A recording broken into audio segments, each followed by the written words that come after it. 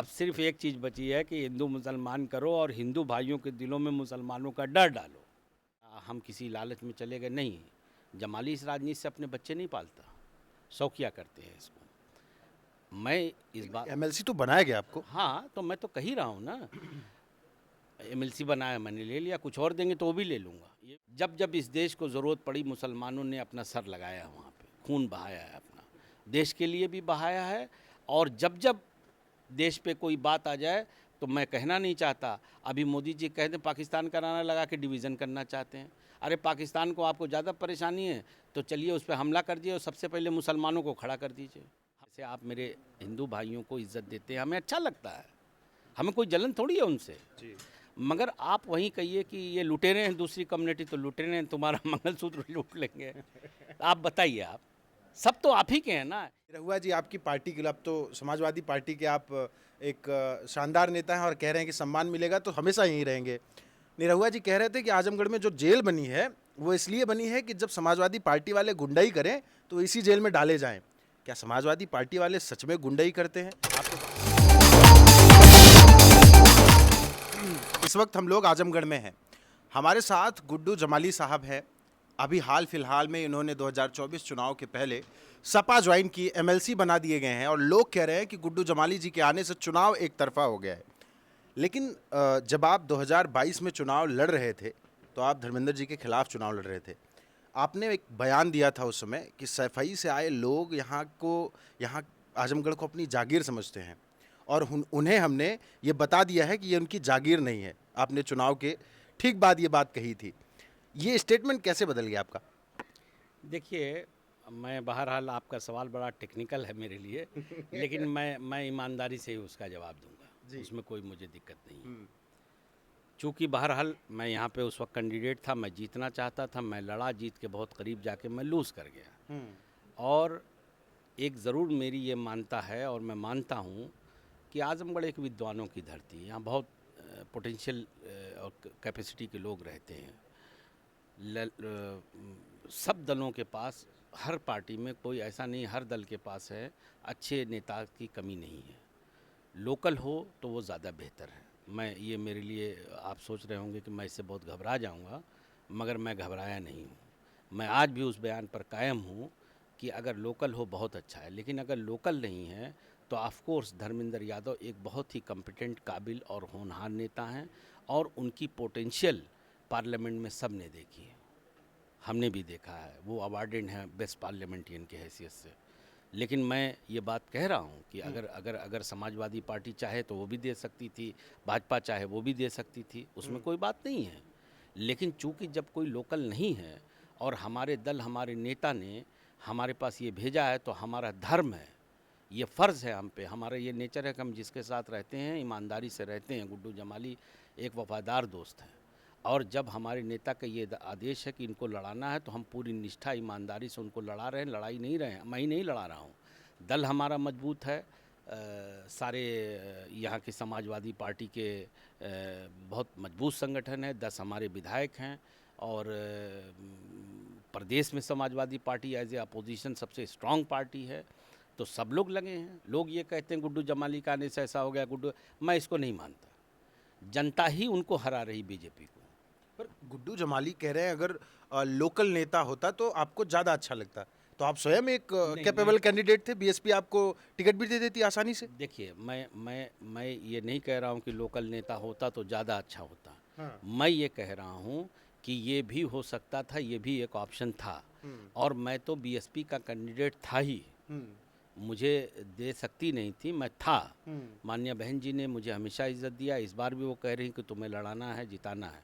लेकिन इस वक्त एमपी बनने से ज़्यादा बड़ी जिम्मेदारी मेरे साथ थी, मेरे ऊपर थी कि सेकुलर फोर्सेस को हम मजबूत करें। सेकुलर फोर्सेस की आप बात कर, जब आपने अभी इस बार सपा ज्वाइन की तो आपने एक स्टेटमेंट दिया कि आपके जीवन में जो कुछ भी हुआ उसमें 99% आपके हिंदू भाइयों का, हिंदू साथियों का योगदान रहा है। लेकिन आजकल हिंदुओं और मुस्लिमों की बड़ी लड़ाने की साजिश चल रही है नहीं चल रही है? आपका क्या ओपिनियन? इसीलिए मैं लड़ रहा हूँ, इसीलिए लड़ रहा हूँ कि मुझे मालूम है कि मेरे देश का हिंदू भाई हमसे ज़्यादा अच्छे दिल का है। मैं बहुत ईमानदारी से बात करता हूँ। मैं ये मानता हूँ कि हमारे देश के हिंदू बहुत अच्छे हैं, बहुत कम देश ऐसे होंगे जहाँ इतने लार्ज हार्टेड लोग रहते हैं। मैं तो स्ट्रगल करने एक बैग लेके गया था पढ़ने जामिया में, जो कुछ भी ज़िंदगी में मुझे मदद हुई, गेन किया, हमारे हिंदू भाइयों का एहसान है, उसको दोहरा रहा हूँ। लेकिन मुझे जब ये देखता हूँ कि उस माहौल को लोग ख़राब कर रहे हैं, बिगाड़ रहे हैं, राजनीति का आधार सिर्फ हिंदू मुसलमान है, बावजूद ये दुर्भाग्य है कि डेवलपमेंट होना चाहिए। आप विकास पे राजनीति कीजिए, मेरिट पे वोट मांगिए, कौन मना करता है, सब लोग वोट मांगे। लेकिन हिंदू मुसलमान मंदिर मस्जिद सिख ईसाई आप करेंगे तो भाई मेरे जैसा आदमी तो विरोध करेगा। आप कह रहे हैं कि हिंदू भाई बहुत गोल्ड हार्टेड है ना? लेकिन मोदी जी खुद को, योगी जी खुद को हिंदू हृदय सम्राट बताते हैं।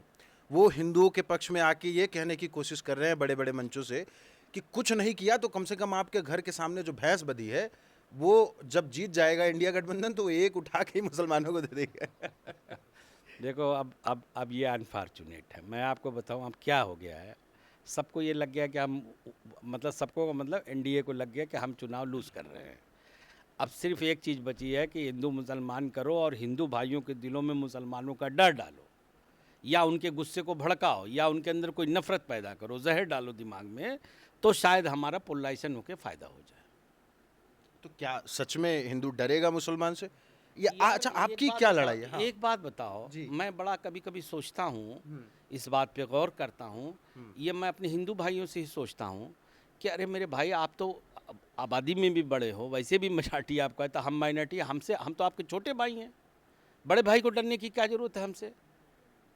हम यही तो मैं समझाने की कोशिश कर रहा हूँ। भाई आप एक बात समझिए कि लोग डर बैठाते हैं, एक ये माहौल बना रहे हैं, ऐसा कर देंगे वैसा कर देंगे। देश आज़ादी से लेके आज तक देख लीजिए, जब जब इस देश को ज़रूरत पड़ी, मुसलमानों ने अपना सर लगाया, वहाँ पे खून बहाया है अपना, देश के लिए भी बहाया है। और जब जब देश पे कोई बात आ जाए तो मैं कहना नहीं चाहता, अभी मोदी जी कहते पाकिस्तान का नारा लगा के डिवीज़न करना चाहते हैं। अरे पाकिस्तान को आपको ज़्यादा परेशानी है तो चलिए उस पर हमला कर दिए और सबसे पहले मुसलमानों को खड़ा कर दीजिए, हम गोली खाएंगे। और अगर हम पीछे भागें तो हमारी फोर्स हमको गोली मार दे। हम इतने देशभक्त हैं। लेकिन चूंकि ये बात हमारे हिंदू भाइयों को, अब चूंकि कुछ नहीं बचा यार, ये देखो हमारे जैसा आदमी इरिटेट क्यों होता है। I am a social activist, I am not a politician. ये तो मेरा चूंकि अब ठीक है एमएलसी हूँ तो मैं नेता हूँ, एमएलए हूँ तो नेता हूँ, लेकिन पहले मैं एक सोशल एक्टिविस्ट हूँ, उसके बाद एक नेता हूँ। तो मुझे ये बुरा लगता है कि भाई आप मेरिट पे राजनीति कीजिए ना, कौन मना कर रहा है? आप डेवलपमेंट कीजिए, विकास कीजिए, और कहिए मैंने देखो इतना हॉस्पिटल बनाया, इतनी यूनिवर्सिटी बनाया, आईटीज़ बनाई, ये बनाया, वो बनाया, रोड बनाया, एयरपोर्ट्स बनाया, मुझे वोट दो। इन लोगों ने कुछ नहीं किया। मगर आप सिर्फ बात शुरू ही वहीं से होगी, मंदिर मस्जिद, हिंदू मुसलमान, गाय भैंस, अब इससे राजनीति, इससे देश चलेगा? नौजवान सड़क पे, अभी मैं कह रहा हूँ अपने हिंदू भाइयों से कह रहा हूँ, जितने नौजवान घूम रहे हैं बेरोजगार बेचारे, और माओं ने अपना जेवर बेच दिया पढ़ाने के लिए, बाप ने अपनी पेंशन लगा दी, खेत बेच दिए लोगों ने, अब वो क्या सब मुसलमान हैं क्या? क्या सारे मुसलमान बेरोजगार हैं, हमारे हिंदू भाई नहीं? अरे जब आप अक्सरियत में हो तो मेजॉरिटी में आप बेरोजगार हो, तो ये सोचना पड़ेगा सबको। और आज जनता सोच रही है, इसीलिए इनको हरा रही है, और जब हरा रही है तो फिर ये सब चीज़ें निकाल रहे हैं। अच्छा, इनको जनता हरा रही है, लेकिन मोदी जी जो है, आपको पता है कि नहीं, मोदी भाईजान करके एक स्कीम लाए थे, आपको पता है इसके बारे में? अरे यार, वो जहाँ मुस्लिम बाहुल्य क्षेत्रों में भाजपा से मुस्लिमों को जोड़ने के लिए चौपाल लगा रहे थे। क्या आपको ये जानकारी है कि नहीं? देखो हम एक बात कहें, इस सब की बात ना करके एक बात कहें, हाँ। इसको मैं भाजपा को मनन करना चाहिए, अपने लोगों को समझाना चाहिए, मुसलमान को कुछ दें या ना दें, जी। कम से कम इज्जत दें। इतना हम लोग इस देश के एक रिस्पेक्टेड नागरिक हैं, जैसे आप मेरे हिंदू भाइयों को इज्जत देते हैं, हमें अच्छा लगता है, हमें कोई जलन थोड़ी है उनसे। जी। मगर आप वहीं कहिए कि ये लुटेरे हैं, दूसरी कम्युनिटी तो लुटेरे हैं, तुम्हारा मंगलसूत्र लूट लेंगे। आप बताइए, आप सब तो आप ही के हैं ना। हमारा नेता हमारे देश का राजा है, उसके दो हाथ हैं, लेफ्ट राइट, एक हाथ बढ़िया है, दूसरा लुटेरा है, तो कैसे काम चलेगा? नहीं, वो तो मतलब कहते हैं ना, चुनावी भाषणों में कहते हैं, पर कहते हैं घर पे ईद की समय और क्या क्या पता नहीं आता है उनके यहाँ। अब तो भाई, अगर ये मैं आपको बताऊं सजा, अगर ये भाषा सही होती तो शायद किसी को कोई फ़र्क ही नहीं पड़ता। क्या फ़र्क पड़ता है कि हम इनको जिताएं उनको हराएं, कोई भी जीते हारे। लेकिन जो समाज में ये डिवीज़न होता है इन बातों से, उसी से तो अब जैसे वो कह रहे हैं कि आप ही ने कहा ना, ये भैंस खोल ले जाएंगे तुम्हारी, ये मैं नहीं कह रहा हूँ, आप कह रहे हैं, ये तुम्हारे घर कब्जा कर लेंगे, हैं, ये तुम्हारे जायदाद ले लेंगे, तुम्हारे ये छीन लेंगे। तो ये क्या है, एक जो हमारे मेजॉरिटी हिंदू भाई हैं उनके दिलों में आप हमारे प्रति एक नफ़रत डाल रहे हैं, आई एम सॉरी, बट एक डिवीज़न कर रहे हैं, और वो डिवीज़न सिर्फ इसलिए कर रहे हैं ताकि आप पावर में बने रहें। अब मैं एक बात ज़रूर कहना चाहता हूँ, इंसान को अंदर से इतना तो मजबूत होना ही चाहिए कि मैं अपने अपने अपने अपने कर्मों पे वोट मांगूंगा, अपने कामों पे वोट मांगूंगा, ना कि डिवीज़न करके मांगूंगा। ये काम पे भी तो वोट मांग रहे हैं। अच्छा, इनकी विकास की जो योजनाएं थी, क्या उनमें क्या दिक्कत थी? अनाज दे रहे हैं, गैस सिलेंडर दे रहे हैं, और नहीं नहीं, उसमें दिक्कत है। हाँ, उसमें दिक्कत है। क्या? आप रोज़गार पहले दीजिए। आप अनाज दे रहे हैं, बहुत अच्छी बात है। अनाज तो इन्होंने कहा हम 10 किलो देंगे, इंडिया ने कहा कि हम 10 किलो अनाज देंगे, और जो ये पैसे दे रहे हैं वो कह रहे हैं हम 8,000 देंगे महीने में, इनके 4 गुना। लेकिन उसके साथ साथ रोज़गार दीजिए। हमें हॉस्पिटल्स की ज़रूरत है, हमें यूनिवर्सिटीज़ की ज़रूरत है, बहुत बड़ी आबादी का ये देश है। तो आप खाली अगर मुझे कहें कि मैं तुम जीते रहो, मैं तुम्हें 5,000 का 5 किलो अनाज दे देता हूँ, तुम मुझसे और कुछ मत मांगना, तो उससे काम नहीं चलेगा ना। मेरा बेटा जवान है, उसको नौकरी चाहिए, मैंने उसको पढ़ाने के लिए कर्ज़ ले रखा, स्टडी लोन ले लिया, अब मैं खाली 5 किलो अनाज खा के तसल्ली कर लूँ? अच्छा, आपको क्या लगता है, आप बड़े नेता हैं, आजमगढ़ ही नहीं उत्तर प्रदेश में भी जब आप सपा में शामिल हुए तो लोगों पे बड़ा प्रभाव पड़ा कि गुड्डू जमाली अब सपा में आ गए हैं। आपका क्या आकलन है, इस बार मुस्लिम वोटर क्या 100% जा रहा है इंडिया गठबंधन के साथ, कि इस बार भी बिखराव है? थोड़ा सा वेट कर लीजिए, थोड़ा सा पेशेंस रखिए। कल चुनाव है पूर्वांचल में, और 1 तारीख को मेरा ख्याल है लास्ट आखिरी चरण का चुनाव है। फिर पोलिंग वोट को वो खुलने दीजिए तो सबको अंदाज़ा हो जाएगा कौन कहाँ जा रहा है। कुछ तो आपका कुछ तो आकलन होगा, नहीं, कितनी सीटें आ रही हैं, क्या क्या हो रहा है? मैं अंतर्यामी थोड़ी हूँ कि मैं उस पर वो करूँ। अच्छा, एक एक बात बताइए, निरहुआ जी आपकी पार्टी के लिए, अब तो समाजवादी पार्टी के आप एक शानदार नेता हैं और कह रहे हैं कि सम्मान मिलेगा तो हमेशा यहीं रहेंगे। निरहुआ जी कह रहे थे कि आजमगढ़ में जो जेल बनी है वो इसलिए बनी है कि जब समाजवादी पार्टी वाले गुंडाई करें तो इसी जेल में डाले जाएं। क्या समाजवादी पार्टी वाले सच में गुंडाई करते हैं? आप तो बाहर भी रहे समाजवादी पार्टी से, अब अंदर हैं, क्या लगता है आपको? देखिए, मैं निरहुआ जी क्या कह रहे हैं, वो एक अच्छे कलाकार हैं यार, हम उनकी भी बहुत इज्जत करते हैं। मैं ये है ना कि मैं आरोप प्रत्यारोप की पॉलिटिक्स नहीं करता। समाजवादी पार्टी के लीडर एक नया, मतलब देखो मैं उनके साथ बहुत नहीं रहा, आपने छेड़ दिया तो मैं कह रहा हूँ। अब चूंकि जो चीज़ अच्छी लगती है उसे कहना चाहिए। मैं बसपा में रहा, मेरा जन्म वहाँ हुआ, मैं जो भी 12 साल 13 साल जो भी मैं रहा, मैं 2 बार एमएलए रहा, फ्लोर लीडर भी रहा उनका मैं। बहन जी से अच्छे रिश्ते भी रहे, उन्होंने बड़ा इज्जत भी दी मुझे यहाँ आए हुए जुमा 2 दिन हुआ है, मेरा ख्याल है जनवरी या कौन से महीना था मैं गया था।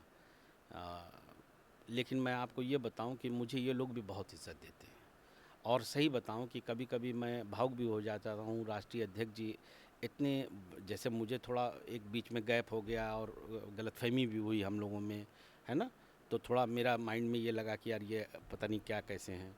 लेकिन सच बताऊं तो they are golden hearted person और बहुत पॉजिटिव थाट के आदमी हैं। इसलिए मैं ये बात कहता हूँ कि मुझे उम्मीद से ज़्यादा मिल रहा है, मुझे अब कुछ चाहिए ही नहीं। मैं इज़्ज़त का भूखा हूँ और वो लोग इज़्ज़त मुझे बसपा से कम नहीं देते, उससे ज़्यादा ही दे रहे हैं। ऐसा नहीं मैं कोई कंपैरिजन कर रहा हूँ कि मुझे ये मिलना चाहिए और वो मिलना चाहिए और ये दे रहे हैं वो नहीं दे रहे हैं। और मैं ये बात कह रहा हूँ, चूँकि लोगों ने कहा कि आपने ऐसा वो किया या हम किसी लालच में चले गए, नहीं, जमाली इस राजनीति से अपने बच्चे नहीं पालता, शौकिया करते हैं इसको। मैं इस बात, एमएलसी तो बनाया गया आपको। हाँ, तो मैं तो कह ही रहा हूँ ना, एमएलसी बनाया मैंने, ले लिया, कुछ और देंगे तो वो भी ले लूँगा, ये भी बता रहा हूँ। कहीं कोई समझे कोई ऐसा है, मेरे लाखों के समर्थक हैं, बहुत से लोग खुश भी होते हैं, चलो यार ये जमाली भाई ये हो गए वो। लेकिन मैं ये भी कह रहा हूँ साथ में, राष्ट्रीय अध्यक्ष जी के अंदर मेरी कम समय में इतना मेरा जुड़ाव हो गया है और इतना मेरे दिल में इतना स्पेस बन गया है, वो मुझे कुछ नहीं भी देंगे, बार बार कह रहा हूँ, और जो मैं कहता हूँ आई ओन इट, वो मुझे कुछ नहीं भी देंगे तो भी उनका वफादार रहूँगा। मैं रोज़ चीज़ें ना बदलता हूँ, ना छोड़ता हूँ, ना करता हूँ। मैं बीएसपी में था, एक थॉट से था, और मुझे ये कहने में कोई आपत्ति नहीं है कि मैं अगर भाई मैं इंडिया गठबंधन को हम सेकुलर, हम चाहते थे सेकुलर फोर्स मजबूत हो। मेरी थी सोच कि हम लोग भी जी जान लगाएंगे, चाहे मैं ना भी लड़ूं यहाँ से, मैं जानता था कि अगर वो भी बसपा भी आ जाएगी तो मुझे सीट भी नहीं मिलेगी, तो भी मैं उसका पैरोकार था और हूँ। आज जब नहीं हुआ तो मैं इधर चला आया। तो इधर हमेशा रहने वाले हैं। 100% पूरी ज़िंदगी रहूँगा इंशाअल्लाह। अगर भाई अब देखो बहुत बार कई बार अब यू नेवर नो कि कल क्या। हाँ देखिए, एक चीज़ मेरी वीकनेस है, वो है तो है, अब उसमें मैं झूठ नहीं बोलूँगा। मैं इज़्ज़त से रहना चाहता हूँ। मुझे कोई कुछ ना दे, मैं इज़्ज़त से जानता पहचानता रहे, वो वही मेरे लिए काफ़ी है। अच्छा, आपका क्या आकलन है, इस बार धर्मेंद्र यादव कितने वोटों से जीतेंगे? पिछली बार मैंने अभी 2.5 लाख कहा- का नुकसान तो आपने ही कर दिया था। नहीं नहीं अब वो आप लोग कहो यार, हम खुद अपने लड़ने के जीतने का, अब हम थोड़े वोटों से हारे, ये मेरी बदकिस्मती है। आप लोग जो चाहे कह लें। जी, जी, मैं जीतने के लिए लड़ रहा था, मैं सही किसी को बात हराने जिताने के लिए नहीं लड़ रहा था। बात लेकिन मैं आपको ये चीज़ बता दूं कि मुझे ऐसा लगता है, मैं भी कोई अंतर्यामी नहीं हूँ, 1.5 से 2 लाख की उनकी लीड हो सकती है। और धर्मेंद्र यादव नहीं, लालगंज भी हम लाखों वोटों से जीतेंगे और पूरा पूर्वांचल भी जीतेंगे। 7वें चरण में मऊ भी है, गाजीपुर, सब जीतने जा रहे हैं हम लोग। हाँ, 80 में कितनी? चलते चलते 80 में मुझे लगता है कि हम लोग 75 से ऊपर पहुंच जाएंगे। एक आध सीट हमारे पीएम साहब की हो सकता है बच जाए। हमारे साथ गुड्डू जमाली जी हैं और कह रहे हैं, ये वही वाला दावा कर रहे हैं जो अखिलेश जी कर रहे हैं। अखिलेश जी बार बार ये दावा कर रहे हैं कि 79 पे हमारा पक्का है, 1 पे क्योटो वाले में लड़ाई है। लगभग यही बात गुड्डू जमाली जी भी कह रहे हैं और कह रहे हैं कि अब हमेशा सपा के साथ रहेंगे। और यहाँ से गुड्डू जमाली जी के आने के बाद से जो ज़मीन पे हकीकत है और इनकी बातों में भी जो बात नज़र आ रही है, धर्मेंद्र यादव कम से कम लाखों वोटों के अंतर से आजमगढ़ में जीतते नजर आ रहे हैं। बाकी चुनाव के नतीजे बताएंगे। धन्यवाद।